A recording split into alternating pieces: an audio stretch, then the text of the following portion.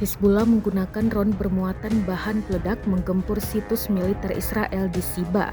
Rekaman detik-detik serangan drone beredar di Telegram pada Kamis 28 Desember 2023. Drone diluncurkan dan akurat mendarat dan meledakkan target. Dalam keterangan unggahan disebutkan, Hizbullah telah menargetkan situs militer Israel atau IDF di Siba Farms, perbatasan Lebanon. Kelompok tersebut tampaknya menggunakan amunisi berkeliaran Ababil 2T buatan Iran. Namun belum ada informasi dari pihak Israel terkait serangan ini. Tidak dirincikan pula total korban jiwa maupun terluka di pihak Israel. Rekamannya pun kini telah menuai berbagai komentar dari warganet.